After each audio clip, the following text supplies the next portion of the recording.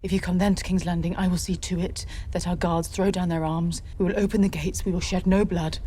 At the end of season 2, there's this tenuous agreement between Rhaenyra and Alicent for the bloodless takeover of King's Landing. Once you take the throne, this senseless war must end.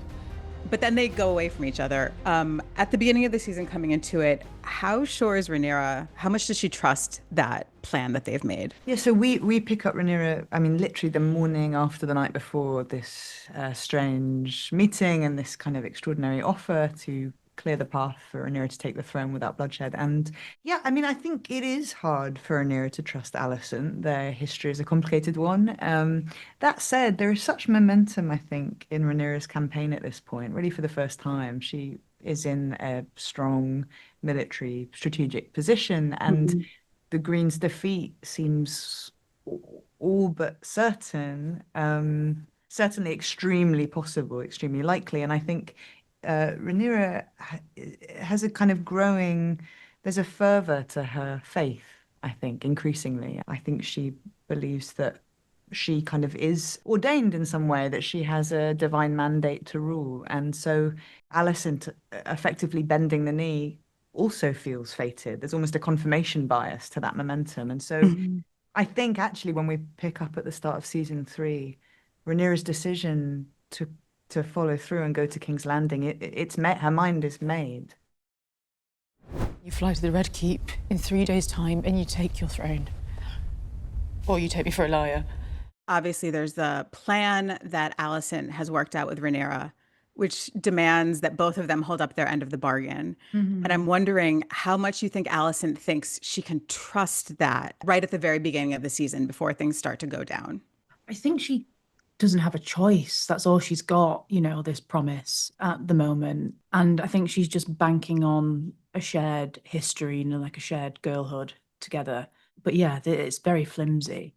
It's very flimsy. She's just got to have so much faith in that and be quite blinkered as she tries to keep up her end of the bargain as well.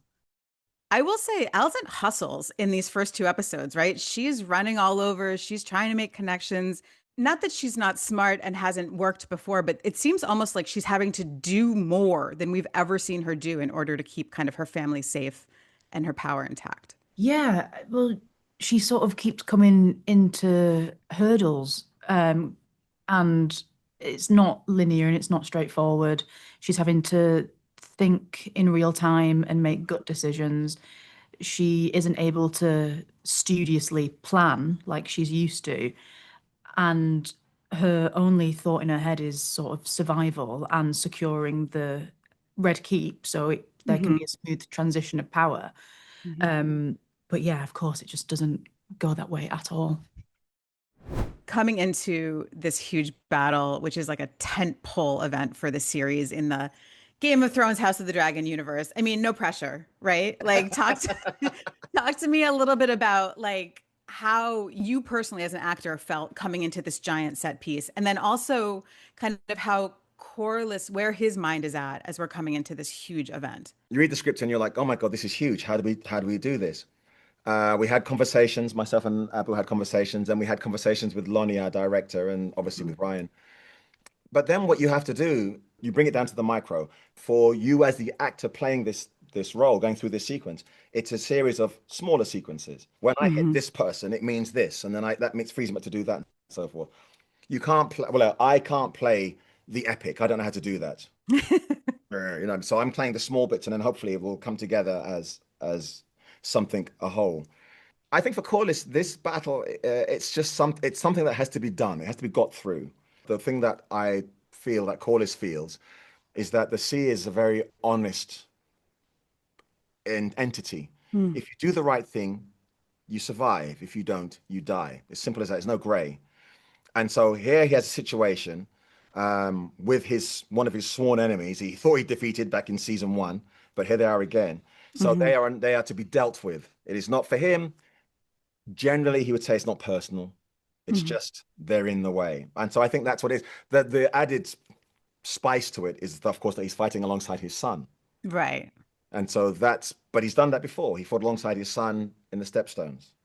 He's been there before, but I think I think if he was to be asked, he would say it's just business.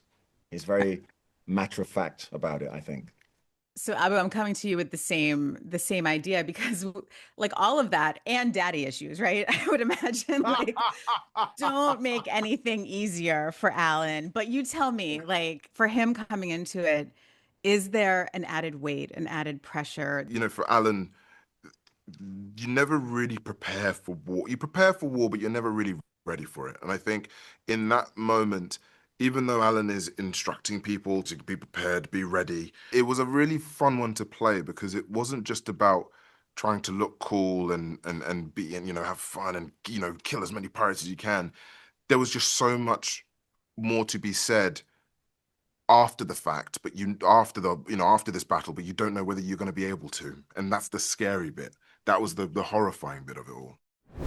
Tom, Aegon we see used almost as comedic or definitely as comedic relief in the first part of the season, which suits you well, but also like seems like it irks him to no end that he is not being considered as leader and all that. Talk to me a little bit about that mental shift he has to make from being on the throne to being in the back of a raven cart, right? That's where he is when we first see him. It really is a fall from grace, isn't it? I mean, it's interesting people see it like that because for me, there's something inherently funny, I think, about seeing someone flounder when they are at rock bottom.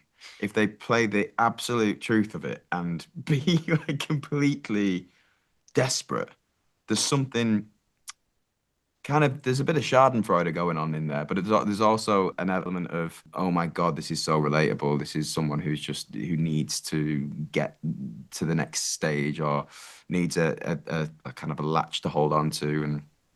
And I feel like him and Laris just rub each other up the wrong way and bounce for each other in a good way. And also, I think for the comedy aspect, they're a good two energies to be put together because they're on opposite ends of the spectrum.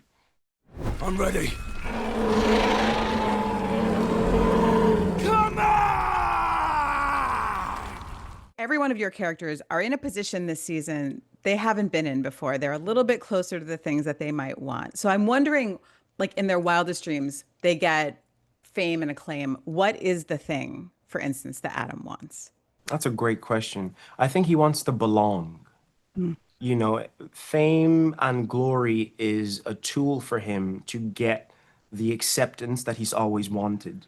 Because at the core of Addam, he just wants family and he wants to be able to serve and be recognized as being a part of a family. What do you want? To learn the ways of Dragonriders and to serve my queen. That's why he kneels so quickly to Rhaenyra. It's not even a question in his head of like, oh my God, with all this power, I can go ever and do whatever I want to do. It's like, no, this is my chance to prove to my father and prove to the realm that, you know, I can be of service and that I belong to a faction or a family. So for him, it's all about family. Ulf wants everything. He wants everything that he believes he's been promised that comes with a dragon. He wants the castles, he wants the knighthoods, he wants the horses, he wants the women, he wants the booze, and he wants the quails. He wants it all, and he's going to take it all, whether it kills him or not.